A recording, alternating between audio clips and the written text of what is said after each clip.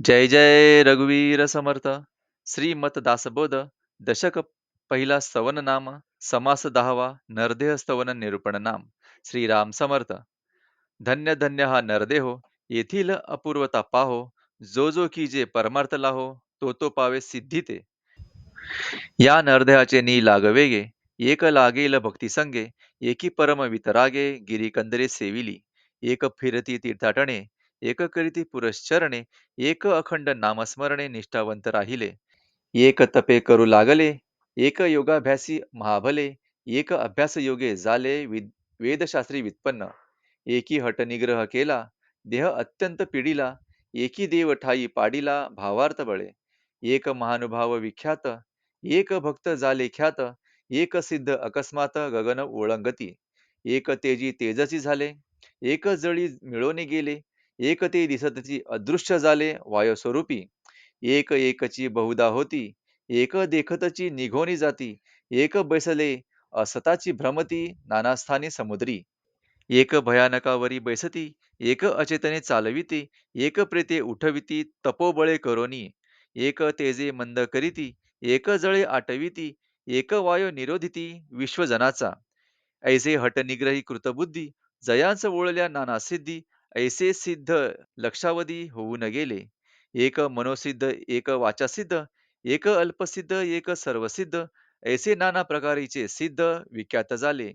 एक नवविधा भक्ती राजपंथे. गेले तरले परलोकींच्या निजस्वार्थे. एक योगी गुप्तपंथे ब्रह्मभुवना पावले. एक वैकुंठवास गेले. एक सत्यलोगी राहिले. एक कैलासी बैसिले शिवरूप होऊनी. एक इंद्रलोकी इंद्र झाले. एक पितृलोकी मिळाले. एक ते उडगणी बैसले. एक ते क्षीरसागरी. सलोकता समीपता. स्वरूपता सायोज्यता. या चत्वार मुक्ती तत्वता इच्छा सेवून राहिले. ऐसे सिद्ध साधू संत. स्वहिता प्रवर्तले अनंत. ऐसा हा नरदेह विख्यात काय म्हणून वर्णावा. या नरदयाचेनी आधारे नाना साधनांचेनी द्वारे मुख्य सारासार विचारे बहुत सुटले. या नरदेहाचेनी संबंधे बहुत पावले उत्तम पदे. अहंता सांडून स्वानंदे सुखी झाले. नरदेही येऊन सकळ. ऊर्ध्वगती पावले केवळ. येथे संशयाचे मूळ खंडून गेले. पशुदेही नाही गती. ऐसे सर्वत्र बोलती. म्हणून नरदेहाची प्राप्ती परलोकाची. संत महंत ऋषी मुनी. सिद्ध साधू समाधानी. भक्त मुक्त ब्रह्मज्ञानी विरक्त योगी तपस्वी. तत्वज्ञानी योगाभ्यासी. ब्रह्मचारी दिगंबर संन्यासी. षडदर्शनी तापसी नरदेहची झाले. म्हणून नरदेह श्रेष्ठ. नाना देहामध्ये वरिष्ठ. जयाचे नी चुके आरिष्ट यमयातनेचे. नरदेह हा स्वाधीन. सहसा नव्हे पराधीन. परंतु हा परोपकारी. झिजवून कीर्तिरूपे उरवावा. अश्व वृषभ गायी म्हैसी. नाना पशु स्त्रिया दासी. कृपाळूपणे सोडिता त्यासी कोणीतरी धरिल. तैसा नवे नरदेहो. इच्छा जाव अथवा राहो. परी यास कोणी पाहो. बंधन करू सकेना. नरदेह पांगुळ असता. तरी तो कार्यास न येता. अथवा थोटा जरी असिता. तरी परोपकारास नये. नरदेह अंध असिला. तरी तो निपटची वाया गेला. अथवा बधीर जरी असिला. तरी निरूपण नाही. नरदेह असिला मुका. तरी घेता नाही आशंका. अशक्त रोगी नासका. तरी तो निष्कारण. नरदेह असिला मूर्ख. अथवा फेपऱ्या संबंधाचे दुःख. तरी तो जाणावा निरार्थक निश्चयसी. इतुके हे नसता वेग. नरदेह आणि सकळ सांग. तेणे धरावा परमार्थ मार्ग लाग वेगे. सांग नरदेह जोडले. आणि परमार्थ बुद्धी विसरले. ते मूर्ख कैसे भ्रमले मायाजाळी. मृतिका खाणून घर केले. ते माझे ऐसे दृढ कल्पिले. तरी ते बहुतांचे हे कळले नाहीच तयासी.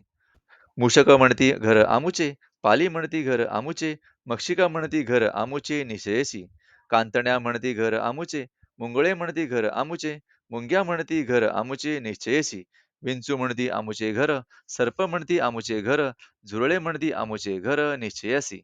भ्रमर म्हणती आमुचे घर. भिंगुऱ्या म्हणती आमुचे घर. आळिका म्हणती आमुचे घर काष्टांमध्ये. मार्जर म्हणती आमुचे घर. श्वाने म्हणती आमुचे घर. मुंगसे म्हणती आमुचे घर निश्चयसी. पुंगळ म्हणती आमुचे घर. वाळव्या म्हणती आमुचे घर. पिसुव्या म्हणती आमचे घर निश्चयसी. ढेकुण म्हणती आमुचे घर. चांचण्या म्हणती आमुचे घर. गुंगरडी म्हणती आमुचे घर निश्चयसी. पिसोळे म्हणती आमुचे घर, गांधोले म्हणती आमुचे घर, सोट म्हणती आमुचे घर आणि गोंबी बहुत किड्यांचा जोजार, किती सांगावा विस्तार, समस्त म्हणती आमुचे घर निश्चयसी. पशु म्हणती आमुचे घर, दासी म्हणती आमुचे घर, घरीची म्हणती आमुचे घर निश्चयेसी. पाहुणे म्हणती आमुचे घर, मित्र म्हणती आमुचे घर, ग्रामस्थ म्हणती आमुचे घर निश्चयेसी. तस्कर म्हणती आमुचे घर, राजकी म्हणती आमुचे घर, आगन म्हणे आमुचे घर भस्म करू. समस्त म्हणती घर माझे, हे मूर्खही म्हणे माझे माझे, शेवट जड झाले ओझे टाकीला देश. अवघी घरे भंगली, गावांची पांढरी पडिली, मग ते गृही राहिली आरण्य श्वापदे. किडा मुंगी वाळवी मूषक, त्यांचीच घर हे निश्चयात्मक, हे प्राणी बापुडे मूर्ख निघून गेले. ऐसी गृहांची स्थिती, मिथ्या आली आत्मप्रचिती, जन्म दो दिसांची वस्ती कोठेतरी करावी. देह म्हणावे आपुले, तरी ते बहुता कारणे निर्मिले, प्राणियांच्या माथा घर केले, उवा मस्तकी बक्षिती.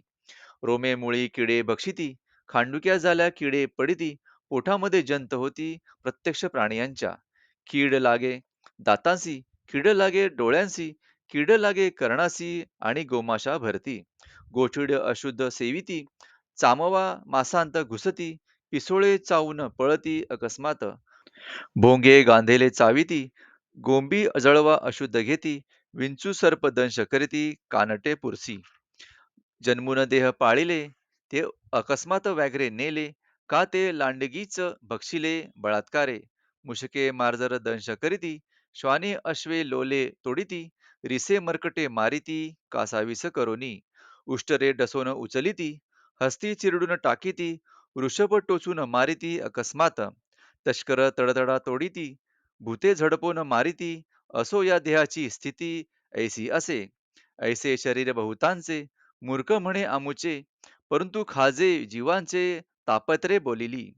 देह परमार्थी लाविले, तरीचे याचे सार्थक झाले, नाही तरी हे व्यर्थची गेले, नाना आघादे मृत्यूपंथे.